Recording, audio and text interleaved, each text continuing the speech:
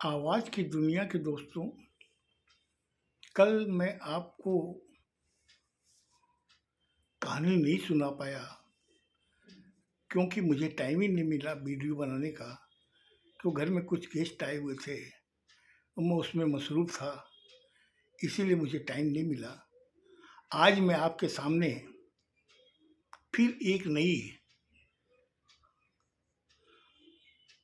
Heart touching story लेके आया हूँ। वो हर घर में होती है। मैंने जो अनुभव किया है वो मैं आपके साथ साथ में साझा करना चाहता हूँ। वो क्या है कि जब लड़के की लड़की से शादी होती है तो उसमें क्या होता है कि ये जो समाज है वो पुरुष प्रधान समाज है। यहाँ पर जो भी होता है वो पुरुष के हिसाब से ही होता है। मतलब कि अगर पति जो कहता है वो पत्नी को करना पड़ता है। अगर पति गलत भी है तो भी पत्नी को उसकी गलती को मानना पड़ता है कि नहीं, आप सही हो। ये चीज़ मैंने इतने सालों में जो देखी है, जो मैं आपके सामने साझा कर रहा हूँ। आज एक पति पत्नी जब घर में रहते हैं, रहने के बाद में अगर पत्नी की कोई भी गलती अगर होती है तो उस जगह पत्नी को गलत ठहराया जाता है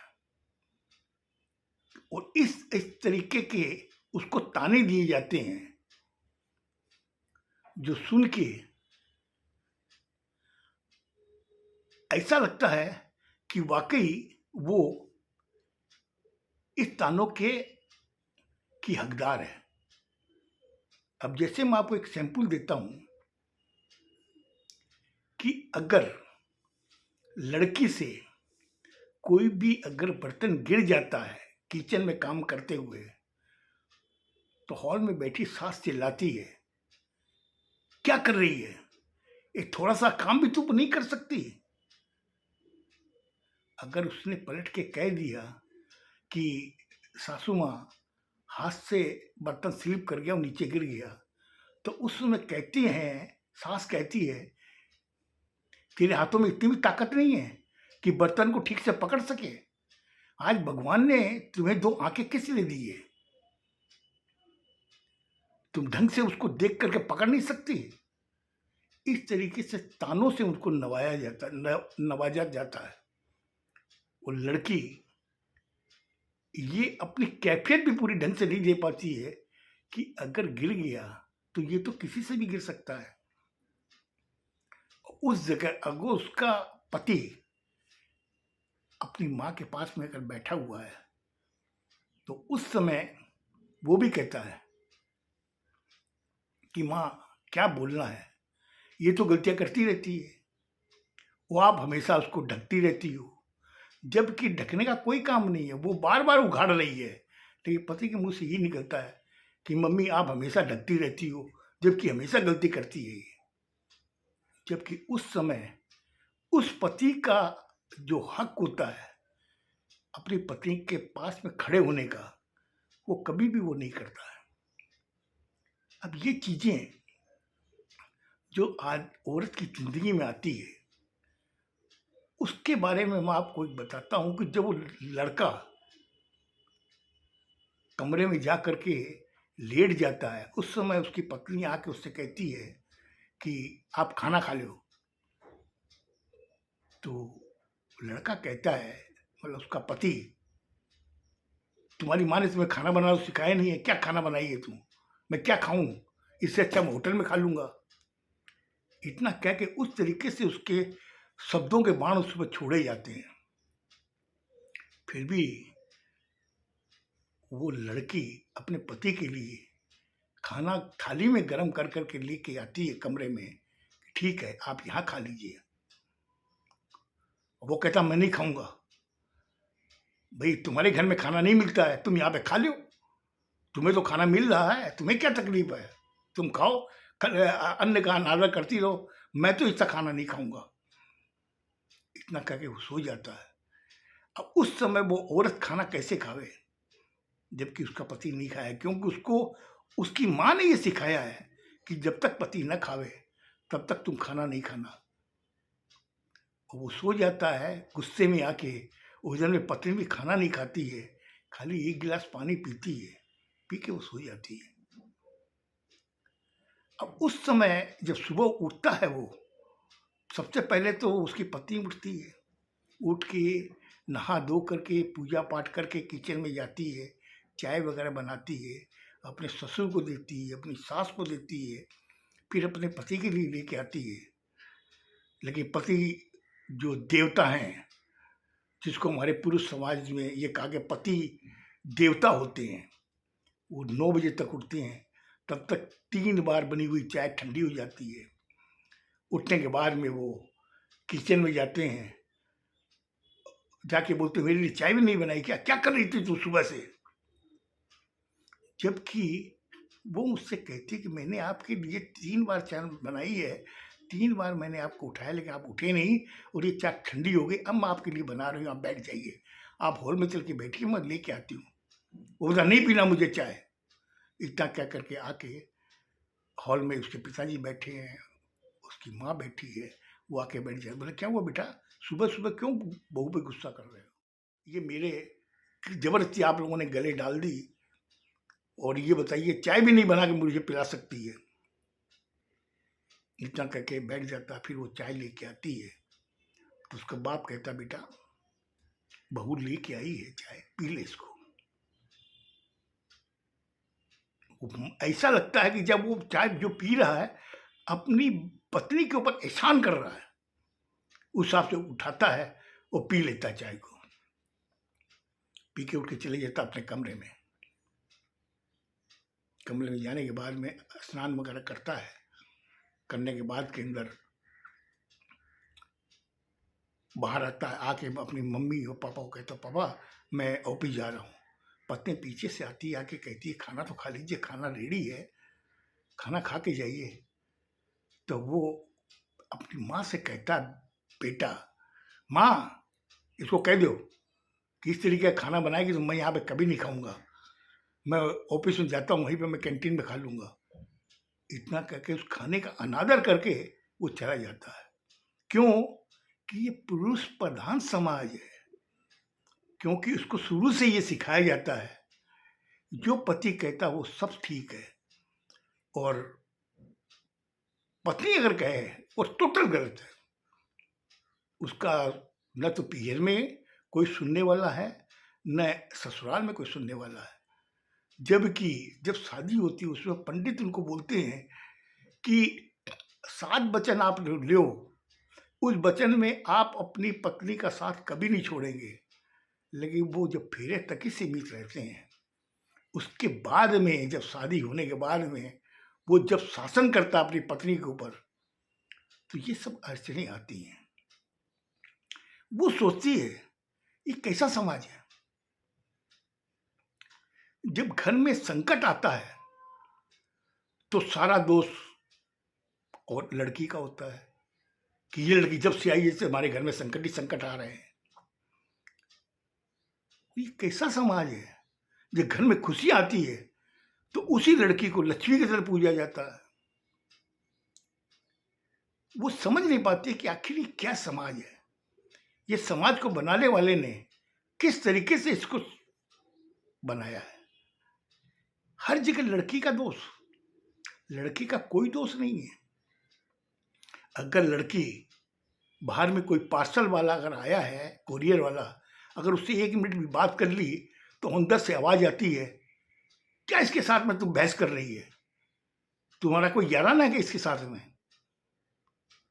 वो कहती है नहीं मम्मी जी ये कोरियर वाला है, कोरियर लेके आया। तो कोरियर लेके आया तो कोरियर लेके अंदर आ जा पार्सल को, उससे क्या कब लड़ा रही है? कहीं ऐसा तो नहीं तुम्हारा कोई दोस्त यार हुई है? इस तरीके से ताने दिए जाते हैं। अब ये चीज जो हो रही है समाज में, इसको देख के मन भी बहुत दुखी होता है कि काश अगर ये पुरुष प्रधान समाज न होकर अगर नारी प्रधान समाज होता तो इस समाज की एक तस्वीर अलग होती। लेकिन अब सोचने से क्या फायदा, क्योंकि ये कई सालों से चल रहा है कि मेरे पिताजी ने भी अपनी मेरी मम्मी पर शासन किया और उनके पिताजी ने भी उनकी मम्मी पर शासन किया, यानी कि दादी के ऊपर। ये कई सालों से चल रहा है, इसको बदलने की ताकत किसी में नहीं है। अब एक चीज देखिए कि आपने नाम सुना होगा राजमोहन राय का। राजा मोहन राय जो थे वो एक ऐसे शख्स थे, उन्होंने एक जो सती प्रथा का जो नारा लगाया था उसको रोकने के लिए, उस समय लोगों ने उसका बहुत विरोध किया था। कहा था नहीं, ये गलत है, ये आदमी औरत का अनुयायी है औरतों के लिए, इसलिए ये इस तरह की भाषा कर रहा है। अगर किसी का पति जवान होते हुए अगर वो मर जाता है तो उसकी पत्नी को जीने का कोई हक नहीं है और उसको उसी चिता में उसको जबरन जलाया जाता है ताकि समाज में ये पता चल जाए कि अपने पति के साथ में सती हो गई। लेकिन ये चीज गलत थी। ये चीज राजा मोहन राय ने इसको रोका, बोला नहीं, ये चीज नहीं होनी चाहिए। आज अगर किसी का पति मर गया तो उसका क्या दोष है? उसको आप क्यों जलाओगे? उसके साथ में उसको सती क्यों बनाओगे? और क्यों उसको दूसरा पुनः विवाह करने का हक क्यों नहीं दोगे? अगर पत्नी मर जाती है तो पति को दूसरा शादी करने का हक है, लेकिन पत्नी के रहते अगर उसका पति मर जाता है तो पत्नी जिंदगी भर विधवा बन के रहेगी। वो किसी पुरुष को देखेगी भी नहीं, पुरुष के सामने जाएगी भी नहीं, उससे बातें भी नहीं करेगी। ये चीज देख के राजा राम मोहन राय ने इस चीज को एकदम घिनौना पाप समझा, उसने इसकी आवाज उठाई। कुछ बुद्धिजीवी उस समय थे जिन्होंने इसका समर्थन भी किया, नहीं ये चीज समाज में गलत है। आज अगर एक पुरुष को जीने का हक है तो एक लड़की को भी जीने का हक है, क्योंकि अगर पत्नी जब मर जाती है तो उसमें पति पुनः विवाह कर सकता है, लेकिन अगर पत्नी के रहते पति मर जाता तो उसको पुनः विवाह करने का कोई हक नहीं। क्यों? ये दो भांत क्यों हो रही है? ये जो चीजें हैं जब राम मोहन राय ने समझ के जब इसका विरोध किया तो कई बुद्धिजीवियों ने इसका समर्थन भी किया। इसका नारा इतना बड़ा कि लास्ट में उस समय की जो गवर्नमेंट थी, जो सत्ता में थे, उन्होंने कहा नहीं ये चीज वाकई गलत है, तो आज औरत को पुनः विवाह करने का हक होना चाहिए। ये चीज हुआ। अब जो होता है कि अगर पति मर जाता है जवानी में तो उस लड़की को पुनः विवाह करने का हक दिया उस समय की सत्ता ने, जो सत्ताधिकारी थे जिन्होंने उसका अधिकार दिया नहीं वो भी पुनः विवाह कर सकती है। अब दूसरी बात आपको एक और बताता हूं कि हमारे यहाँ पर बाल विवाह का बहुत बड़ा एक कुरीति थी कि 10 साल का बच्चा है, 9 साल की बच्ची है, इनका पुनर्विवाह कर दो और विवाह कर दो इनका, जिसको कहते थे बाल विवाह। अरे विवाह कर दो बहुत अच्छी बात है, लेकिन वो बच्चे उस चीज को समझते ही नहीं है कि विवाह का मतलब क्या होता है। विवाह की चिड़िया का नाम है, वो नहीं जानते थे बच्चे अपनी पैंट पहनना नहीं जानते हैं, उस समय उनको आप शादी के बंधन में बांध देते हो। और वो लड़की उस चीज को नहीं समझ पाती है कि ये कौन है। वो सोचती है कि मेरा दोस्त है, हम लोग जैसे बचपन में खेलते वैसे खेल रहे हैं, और न लड़का समझता उस चीज को। तो ये कुरीति जो चली थी उसको भी फिर बुद्धिजीवियों ने समझा हमने ये गलत है। क्यों? कि 10 साल का लड़का और 2 साल की लड़की उस चीज़ को समझती नहीं है कि क्या है ये गृहस्थ जीवन क्या होता है और गृहस्थ जीवन को सुखी बनाने के लिए क्या-क्या उपाय करने पड़ते हैं, ये दोनों बच्चे समझते ही नहीं हैं। वो बाल विवाह को फिर रोका गया। कुछ बुद्धिजीवियों ने इसका विरोध भी किया, कुछ लोगों ने इसका समर्थन किया, लेकिन विरोध जो लोगों ने किया, उनकी संख्या ज़्यादा थी, तो वो बाल विवाह रोका गया। तो ये जो कुछ समाज में था, उस चीज़ को करने के लिए कुछ हमारे बुद्धिजीवी जो थे, उन्होंने आगे बढ़ कर के उस चीज़ को रोका। मुझे लगता है आज मैंने आपका ज़्यादा टाइम ले लिया। अब इसके बारे में मैं कल आपको बताऊँगा कि और क्या-क्या हमारे इस पुरुष प्रधान समाज में कुरीतियाँ हैं, बुराइयाँ हैं, वो आपको मैं आगे कल बताऊँगा। सुनिएगा, बहुत अच्छा लगेगा आपको। खुश रहो, स्वस्थ रहो। धन्यवाद।